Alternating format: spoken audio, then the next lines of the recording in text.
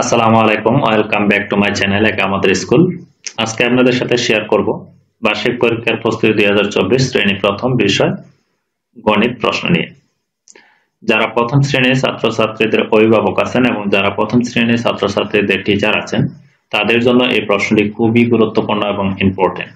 কারণ এই প্রশ্নটি বার্ষিক পরীক্ষার যে সিলেবাসটি আছে সেই সিলেবাস থেকে কিন্তু এই প্রশ্নটি করা হয়েছে।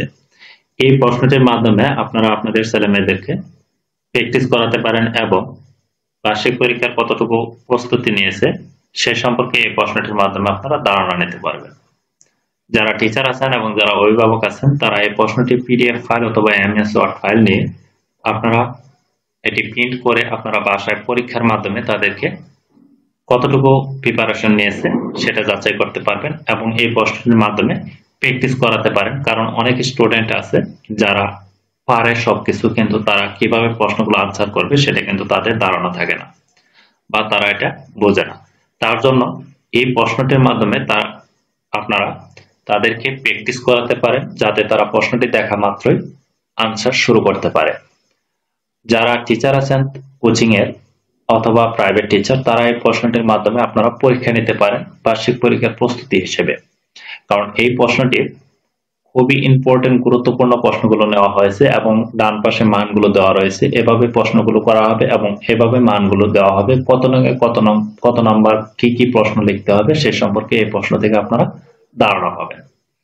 চলেন কথা না বাড়িয়ে প্রশ্নটি আপনাদের সাথে শেয়ার করি, তাহলে বুঝতে পারবেন যে প্রশ্নগুলো কিরকম ইম্পর্টেন্ট এবং গুরুত্বপূর্ণ আপনারা দেখলে বুঝতে পারবেন। দেখেন এখানে প্রথমে প্রশ্ন হচ্ছে অঙ্কে লিখো 39, 76, 65, 98, 54 এরকম ভাবে প্রশ্ন থাকবে। আমি আপনাদেরকে একটি সাজেশন দিয়ে দেব, সেই সাজেশনটি আপনারা যারা নিতে চান তারা নিতে পারবেন।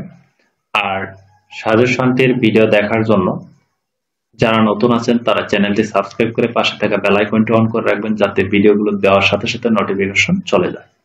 আর যারা পুরাতন যারা প্রশ্নগুলো নিতেছেন ধারাবাহিকভাবে তারা তো নিতেছেন, যারা এই প্রশ্নগুলোর পিডিএফ ফাইল অথবা এমএস ওয়ার্ড ফাইল নিতে চান তারা অবশ্যই কমেন্টে বলবেন, আমি আপনাদেরকে হোয়াটসঅ্যাপ নাম্বার দিয়ে দেব, সেখানে যোগাযোগের মাধ্যমে আপনারা এইগুলো পিডিএফ ফাইলগুলো নিতে পারবেন। পিডিএফ ফাইলগুলো নেওয়ার জন্য অথবা এমএস ওয়ার্ড ফাইলগুলো নেওয়ার জন্য আপনাদের কিছু টাকা খরচ করতে হবে। প্রত্যেকটি প্রশ্নের জন্য আমরা 30 টাকা করে নিচ্ছি। আপনারা প্রশ্নগুলো পিডিএফ নিয়ে আপনারা প্রিন্ট করে আপনারা বাসায় কিন্তু ছাত্রছাত্রীদেরকে প্র্যাকটিস করাতে পারেন এবং পরীক্ষার প্রস্তুতি কতটুকু নিল সেটা যাচাই করতে পারবেন। এবং এই প্রশ্নটি প্র্যাকটিসের মাধ্যমে কিন্তু মোটামুটি আপনাদের ছাত্রগুলো অনেক অংশে উন্নতি হবে। কারণ আমি আবারও বলছি যে প্রশ্ন অনেক স্টুডেন্ট আছে যারা প্রশ্ন সবই পারে কিন্তু তার আনসার কিভাবে করব সেটা কিন্তু বোঝে না। এই প্রশ্নটির মাধ্যমে সেটা কিন্তু ধারণা হবে এবং এই প্রশ্নগুলো খুবই ইম্পর্টেন্ট গুরুত্বপূর্ণ প্রশ্ন আছে। এই প্রশ্নগুলো থেকে অনেকগুলো প্রশ্ন কিন্তু কমন থাকবে, সেম এই প্রশ্নটি আসবে সেটা কিন্তু আমি বলছি না, কারণ এটি বার্ষিক পরীক্ষার সিলেবাস থেকে কিন্তু এই প্রশ্নটি করা হয়েছে। এরপর 2 নঙে থাকছে কথায় লেখো 16, 35, 55, 43, 64। এরপর দেখেন 3 নঙে আছে কম থেকে বেশি সাজাও, কম থেকে মানে ছোট থেকে বড় দিকে সাজাতে হবে। যেমন এখানে সবচেয়ে ছোট সংখ্যা হচ্ছে 10, এরপর হচ্ছে 22, এরপর 25, এভাবে সাজাতে হবে। এরপর বেশি থেকে কম সাজাও, প্রথমে বড় তারপরে ছোট, এভাবে ধারাবাহিকভাবে সাজাতে হবে। এরপর দেখেন যোগ করো 60, 30, 34, 23, 92, 6, মানে এখানে 100-র উপরে মানে 2 সংখ্যার উপরে কিন্তু অঙ্ক থাকবে না, এরকম অঙ্কগুলো প্র্যাকটিস করাবেন। আর এখানে খুব ইম্পর্টেন্ট গুরুত্বপূর্ণ অঙ্কগুলো দেওয়া হয়েছে। এরপর থাকছে আপনাদের শূন্যস্থান পূরণ করো, 10 কে 12 বানাতে ড্যাশ প্রয়োজন, 15 ও ড্যাশ নিয়ে 20 হয়, 6 কে ব্যঙ্গের ড্যাশ ও ড্যাশ করা যায় মানে কত কত করা যায়, 18 কে ব্যঙ্গের ড্যাশ ও ড্যাশ করা যায়, 14 কে 16 বানাতে ড্যাশ প্রয়োজন। এরপর দেখেন মাঝের সংখ্যা লেখো, মাঝখানের সংখ্যাগুলো লিখতে হবে। 19 এর মাঝখানের সংখ্যা হচ্ছে 20, 21, মাঝখানে এরকম ভাবে সংখ্যাগুলো লিখতে হবে। একটু প্র্যাকটিস করাবেন, প্র্যাকটিসটাই হচ্ছে সবচেয়ে বড় বিষয়। আসলে পরীক্ষার ভিতরে তারা কিভাবে আনসার করবে সেই ধারণাটা পাওয়ার জন্য কিন্তু সবচেয়ে গুরুত্বপূর্ণ বিষয়। কারণ স্কুলে প্রত্যেক 3 মাস অন্তর অন্তর কিন্তু একটা পরীক্ষা হয়। আর আপনি যদি এই প্রশ্নগুলোর মাধ্যমে বাসায় বারবার প্র্যাকটিস করাতে পারেন, আমার কাছে 3 সেট প্রশ্ন আছে, আপনারা ধারাবাহিকভাবে সেই প্রশ্নগুলো নিয়ে প্র্যাকটিস করাতে পারেন।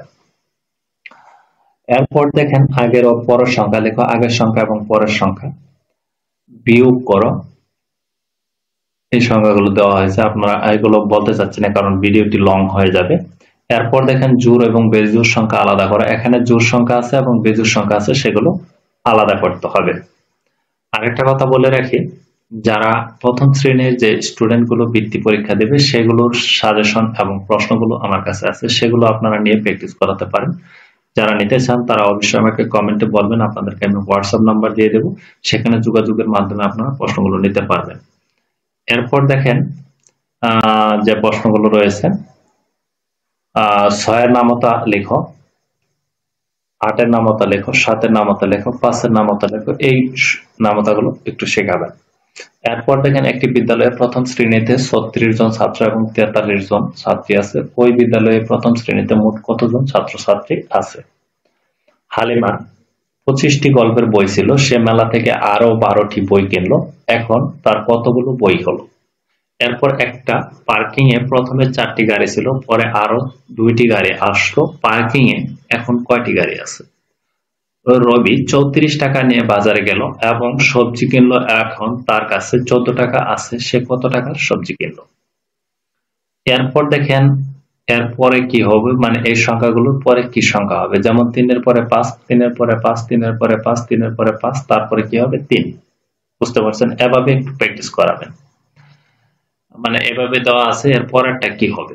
তারপর নিচের আকৃতিগুলোর নাম লেখো, এটা হচ্ছে বৃত্ত, ত্রিভুজ, আয়ত, সামান্তরিক। এগুলো শেখালে ইনশাআল্লাহ সকল প্রশ্নে কিন্তু আপনাদের কমন থাকবে। এইভাবে একটু বারবার আপনারা প্র্যাকটিস করাবেন বাসায়, যারা অভিভাবক আছেন। আর যারা টিচার আছেন তারা তো অবশ্যই এই প্রশ্নগুলো নিয়ে আপনারা পরীক্ষা নিতে পারেন, কারণ এই প্রশ্নটি বার্ষিক পরীক্ষার যে সিলেবাসটি আছে সেই সিলেবাস থেকে কিন্তু এই প্রশ্নে করা হয়েছে। আশা করি ভিডিওটি ভালো লাগলে লাইক দেবেন এবং কমেন্টে অবশ্যই মতামত জানাবেন, কারণ আপনাদের প্রত্যেকটি প্রশ্নের জন্য আমাদের অনেকটুকু পরিশ্রম করতে হয়। আপনারা যদি লাইক এবং কমেন্ট না করেন, আমাদের ভিডিও বানানোর যে আগ্রহটা সেটা কিন্তু কমে যায়।